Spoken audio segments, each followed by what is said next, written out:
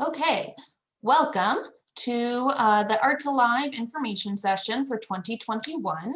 I will tell you a little bit about the history of Arts Alive, what we're looking at for Arts Alive 2021, and then I'll take questions. Let's see.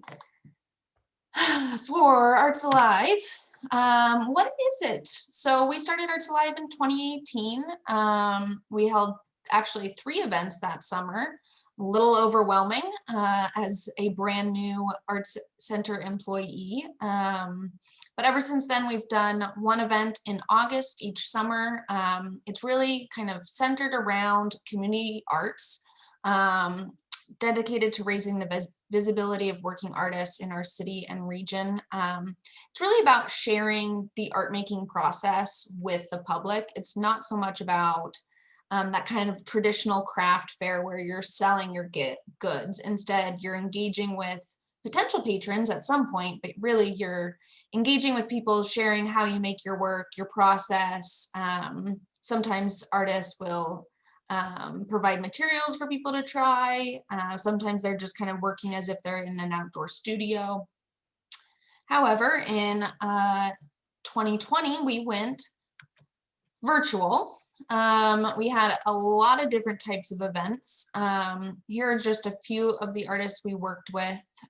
We had musical acts, puppet performance, poetry. We had an online virtual gallery hosted by one of the artists. We had caricatures. We had craft kits where artists put together a how-to video and then people could purchase a craft kit and actually do that craft. We had a bunch of how-to videos, some studio tours. We had a LGBT art history lesson. And then we hosted 10 Tiny Dances, who had done a performance in February. We kind of reviewed some of their videos. Those dancers and choreographers then took questions and chatted a little bit about their process. And then we had Women in the Arts panel, which was postponed due to COVID back in March of 2020, and we hosted that in August last year. So we had Julia Lant, Renee McKitterick, and Kesey Greer talk about working in the arts as women and kind of all that goes with that. Some of our past partners, we work pretty closely with Downtown Corvallis Association and the Public Library, as well as Two Towns Cider House and Majestic Theater. They've all been great partners. We love working with them, but just to give you an idea of who in the past we've worked with. Oh, I didn't put on here, but oh, it is on there. The Merry Artist and American Easel actually donated a lot of our craft kit supplies last year, so that was really great. Sharon King, who's on the call with us, helped facilitate that for craft kit. Previous years, you can see some images. These are all of our outdoor events. Our 2020 Arts Alive was obviously virtual. So we have some pictures of the panels, but nothing quite as engaging visually as our outdoor events. So what's changing in 2021? We're still virtual. I decided to keep it virtual because a lot of reasons. Vaccine rollout has been kind of all over the place. I wanted to make sure that everybody could engage with the event regardless of their vaccination status. I didn't think that a 500+ person event was a responsible event to host this year. So we are kind of sticking with the virtual. I think that it will still be really engaging. For those of you who were with us last year, we're moving to a different platform. So instead of having kind of this PDF ticket with links and things on YouTube and things on our website and things on our shopping site, it's all going to be hosted through one specific platform. So that will be really easy to use. Things are a little bit pared down this year to kind of get the best engagement possible and provide the best content to our viewers. So we'll still have the at-home craft kits. I'm looking at 3 to 5 artists or organizations to put together craft kits. So that's one possibility for you to apply with. And then we'll have a how-to video with that, along with physical materials to make the product. And then instead of doing live performances, because Zoom and live streaming is so complicated and more often than we would like, just gets choppy and the sound doesn't translate. We're going to be doing pre-recorded performances this year. So that can be anything from a musical performance, a full set of rock and roll, or dance, or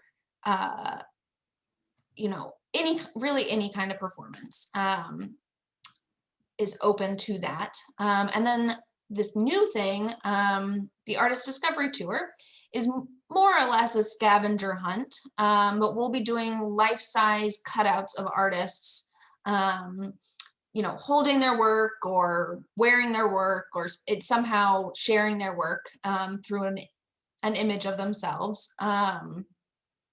And then placing those life-size cutouts around town and local businesses who are supporting Arts Alive. And they'll come with a little push button for audio that basically would say something like, "Hi, my name is Claire Elam. I am a local artist to Corvallis. I am a ceramic artist, and here's my work. If you'd like more information, please join us at Arts Alive." And then underneath we'll have a little QR code that they can go and purchase tickets and find out more information about those artists. Obviously that's up to the artist what exactly is said, but there's an example. For the pre-recorded performances, we're looking at 3 to 5 artists as well, or organizations. And then for the Artist Discovery Tour, we're looking at 5 to 10 artists. And they'll also create videos that are, you know, it could be a how-to video, a studio tour, a time lapse of a painting, or really anything like that. The Artist Discovery Tour is open to all artists, while obviously the pre-recorded performances are for performing artists. And at-home craft kits are open to visual artists that create physical products. There's a little bit more information. All of this information is found on the application, which is on our website. And you all should have received a email with that. You can find it on our website under the Arts Alive 2021 tab. And that is really all she wrote. You can email me if you have very specific questions, whether or not we'll accept an application for or anything like that, at claire@theartcenter.net. I can also take questions right now. Let's see. Hi, Marilyn. Thanks for joining us. Hi, I'm so sorry I'm late. I got stuck on something else and forgot to open up, but I guess I can get the YouTube version, right? Yeah. So this is recorded, and it'll be posted on our website under the Arts Alive 2021 tab. Okay, I'll just check that out. Great. Do you guys have questions? Yeah, Koa. So this is going to be all virtual, and I totally get that. Since I am a photographer, and there is kind of what's lacking in this community in general is a dark room, which is what I'm building. I'm actually not functioning yet. I'm like in the process of building. So kind of why I tuned in was to see if there'd be a potential to do, you know, some small workshops in there, because I intend to be ready by August. So I wasn't sure if it was, because it would still only be like, you know, groups of 3 or 5 people, just to be safe. So is that anything you're entertaining at all, or I should probably reconceptualize as far as something I can make like a kit out of, like a contact print with pre-sensitized paper, or providing some chemistry to do the sensitization if it's something, you know, non-toxic like cyanotypes or something. Yeah, I would say probably kind of re-visualize it a little bit. With the workshops, I think the Art Center would be happy to like partner with you on that. I don't know how it would work with Arts Alive. But definitely, yeah. Yeah, teaching dark room has been really tricky under COVID. That's definitely one where, yeah, it's you don't know if you want to get the supplies until you've tried it. So Right. okay, so I have some other ideas. Great, thank you. Yeah. Anybody else? I have a question about, like, with last year, there was also a live event. So you had the artists do panels where you had some kind of other component on the weekend of the event. Are you envisioning that the same way, different? I think that will kind of come together whether or not we do it. The big problem that we ran into with that was just that either people didn't know how to sign on correctly, or their internet connection just wasn't good enough to fully participate. Something I've kind of tossed around in my head is doing some kind of panel, actually, and just live streaming it from the Art Center. So we would have the panelists in the room. It would not be open to an audience, but that way all of the streaming is coming from one place. And I've been in contact with a videographer for that because it's more complicated than just a phone video. Doing, and social distancing and all of that. So it just is one thing to plan and make sure that everybody has the capacity to do it. And I'd hate to leave out certain people because we have applications all the way from Seattle to San Francisco. Sharon, did you have a question?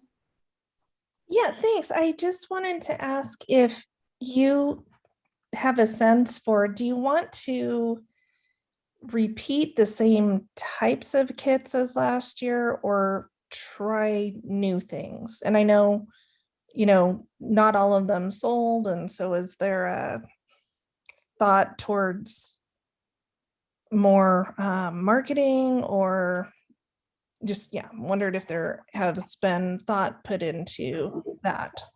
Yeah, so for the craft kits, I think we'll probably end up with a mix of similar style kits that are different, obviously not the same exact kit, and then some new things. It's always kind of a treat for me. Last year we got, I think, 54 applications and we had just under 30 artists. And that was, right when I was still planning on doing a live event in person, and then we had switched to virtual. And so there was this big shift of like, what are we gonna do? So it's always a treat for me to kind of see what people's ideas are. So it can really be pretty flexible on that end. In terms of selling and marketing and things like that, we actually sold most of the kits. My break-even kind of area was really only about 50 kits because we had such great donated materials and discounts. I would love for that to be the reality this year as well.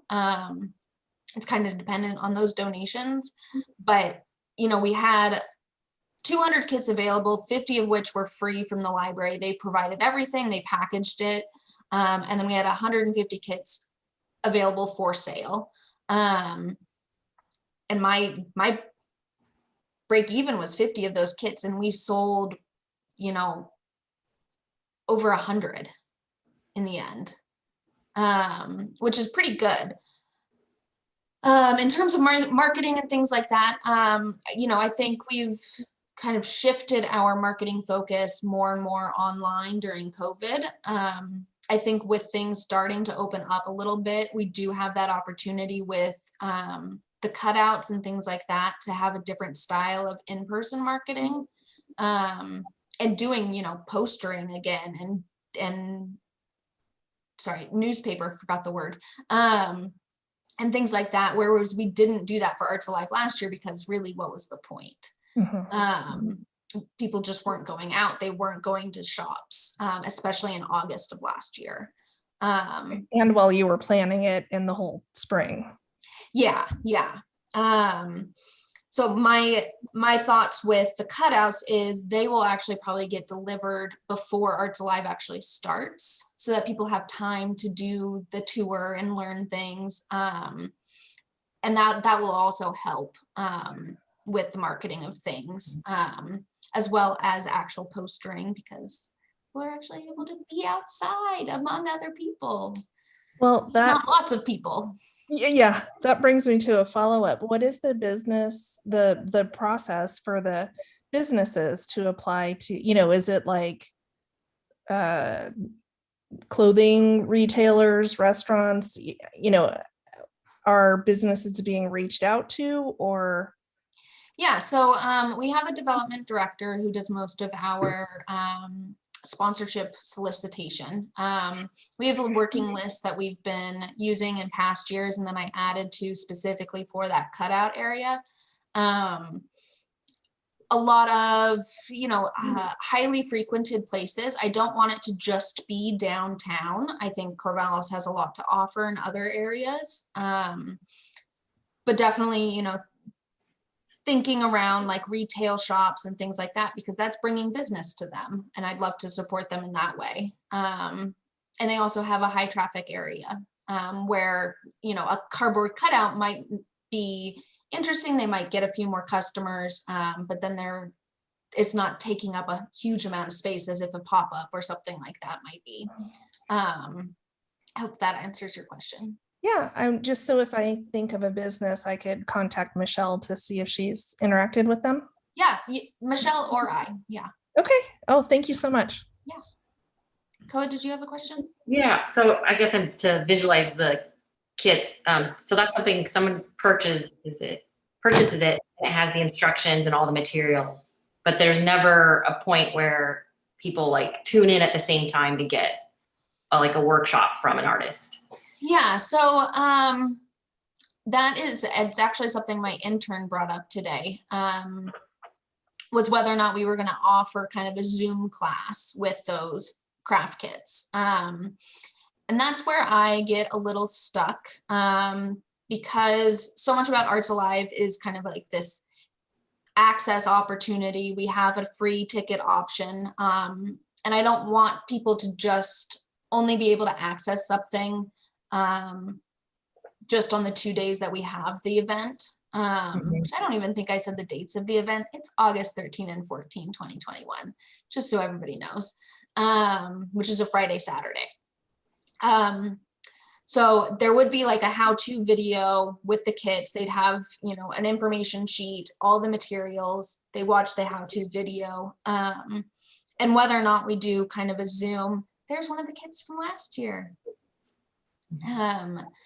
Whether or not we do a kind of a Zoom meet and greet with the artist or a workshop, ask questions, things like that, I think it's partly up to the artist, and then just kind of thinking about, is this accessible to people who maybe don't have the time on a Saturday, maybe they're working during the event and things like that.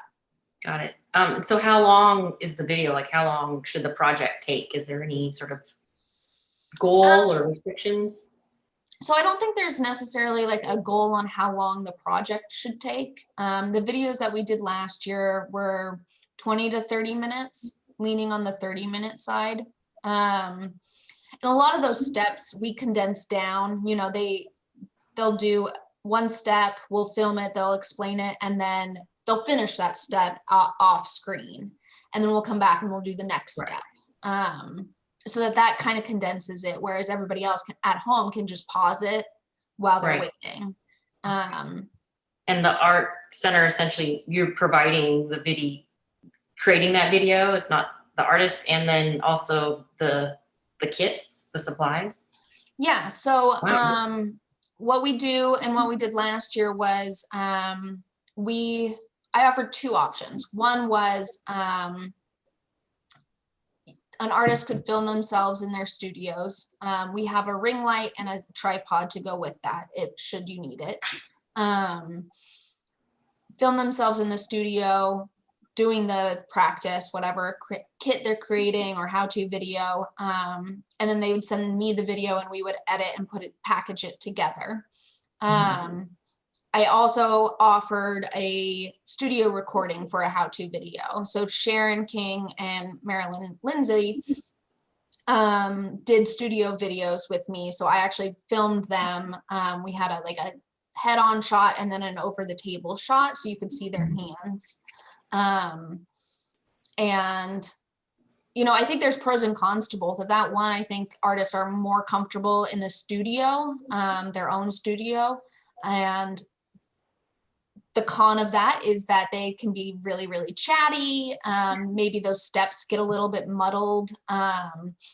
It's not quite as concise. Whereas in, as a film studio, I think artists aren't as comfortable, so they're a little bit stiffer. But you really have to think out that step by step. You have to be prepared with those steps. They're already prepped. And you kind of know a little bit more about what you want to say because the pressure's on, I guess. So it's kind of finding that balance for this year. Got it. I can say that last year I recorded at home because I don't live in Corvallis and I didn't have a way to get there. Mhm. So I found that not being familiar with the technology of doing video recordings and feeling rather awkward myself in front of video, that I was glad in some ways. It was maybe double-edged. I was glad not to be in front of other people while doing it because I could do so many takes and no one had to see all my awkwardness, and it got way better by the end. So there is that. I was thinking if I were doing this in front of other people in the studio and I did keep restarting, maybe it wouldn't happen that way. But I was both envious of those that could take advantage of what the Art Center was offering, but then also kind of grateful that no one had to watch me fumble through learning. Definitely a pro and con there. Yeah. And Koa, I'm not sure if you were aware that the people purchased the kits for $15 each. Uh-huh. So I wasn't sure if that was part of your question. Oh, I gathered they did, but I would think that is helpful. But yeah, I was definitely thinking it from my side as the artist. Uh-huh. And then this is the wool kit, which was phenomenal. Loved it. I have my little, I like to show it off because I'm so proud Your of it. cactus. My little cactus. Everybody on here has seen it but Koa, but still. I love it. It takes even less water than a regular one. Exactly. And I do have one last question then, because this is my first time engaging with this at all, I know it's open to everyone, but is it sort of like, do you have maybe not an artist type, but maybe where they are in their career, what they need sort of in mind versus the kits versus like the cutouts? Like, I know you can apply to both, but is it sort of maybe like going to benefit a certain person, whether it's where they are in their career, what they have to offer more than another? Yeah. I'm going to step back just a second to your other question about materials for the craft kits. So I say in the application that the artist will work with the event director and or my intern to procure materials. So what we did with Sharon King last year was she has a really great relationship with the Mary Artist and American Easel. And so she really handled a lot of that communication. But when it came down to specifics, I took over. We, agreed on materials between the two of us. And then we took the materials and Sharon did part of the packaging because it was very specific to her project. And then I took over the rest of the packaging. With the other artists, let's see, for the felting kit, the actual wool was packaged by the artist because it was donated by the artist and it was very specific to the project. And then everything else we procured through her with her help of like types and density and things like that. And then packaged it at the art center. And then for the clay kit, we packaged everything. But like I knew how much clay to put in because the artist helped tell me that. So a little bit of both. Yeah. I like collaboration, so that's great. Yeah, me too. Speaking of Sharon King, I should probably talk to because I mount my photos on American Easel's panel, and I've been intending to reach out to them for more customizing. So I'd love to connect about that. One And more then question. your other question was Yeah, go ahead. the level of artists for kind of each category. I think it's really open to everybody. The big kind of clutch of it is whether or not those artists are ready to and able to really hone in on what they want to say and what they want to share. So some artists who are just starting out fresh out of college are totally ready to do that. They're organized, they are ready to put this into a step-by-step guide, or they're able to talk about their work eloquently. They've had a lot of practice in college, but maybe their name isn't as well known. So kind of judging from that, which fits best. As far as the cutouts go, I think it could be one of two things. You have a lot of emerging artists earlier in their careers, maybe even a mid-career that's moved to the area or is maybe not as well known as they would like in this area. And then they get their name and face out there, a little bit about themselves, a little more in the video. Or you have somebody who's maybe late in their career and people love to see, they want to know more about them. I can think of, not that she's alive anymore, but Emily Steele, if she was alive, she's well known in the Corvallis area. She's a phenomenal artist. If we had an image of her where she talks about her work as if she was there, people might be really interested in that because it gives them an inside look to that artist versus something that they would maybe just see in a gallery. Mm-hmm. I have one more question. Yeah. For the craft kits, one of the ideas that I have for a craft kit would be I use materials that don't cost anything. Recycle materials that when I do library activities, I mean, there's a little bit of material I might need, but a lot of it is just assembling booklets out of scrap paper that's around the house, for example. And so would you consider doing a kit that didn't have a cost or had a very low cost or something like that? Or are you really wanting things that are of the equal quality of all the things that you would sell would be kind of the same level of art making? That's a good question. I can always propose it and you can just tell me whether you like this idea or something else better. So I'm fine with that too, but. I would say possibly. I think it depends on kind of how it's packaged. And it might be that you do a how-to video, especially if it's a no-cost kit. And you're one of the artists in the cutouts, because they could also do how-to videos. That's up to them. Sounds good. I'll think about it. Okay. Other questions? No? Okay. Great. Thank you, guys. It's nice to see you all. Koa, did you have something to say? No, I just want to say thanks. Yeah, it's nice to see all you too. Great. And if you guys have any questions, really feel free to email me. I'm happy to answer them. And again, this is still kind of getting formed. It's a little bit different than what we did last year. I've pared it down quite a bit because we had so much content. Some of it got lost. It didn't get as many views. And I want to be able to do a high quality event. And with that comes slightly fewer artists. Not that, eventually I want it to be 100 artists, but I'm one person who works part-time. So I have to kind of make sure that we can provide high quality because I want the artists to get something out of this as well. But yes, please do feel free to email me any questions. If it's like the question that Sharon just had of, is this something that you'd be interested in? Feel free to shoot that to me. And then just that applications are due April 16. You're welcome to send in an application before then. I got my first application last week from somebody in Seattle. I was very surprised. So we'll see kind of how that goes, but I'm looking forward to seeing all your applications. All right. Thank you. Thanks, guys.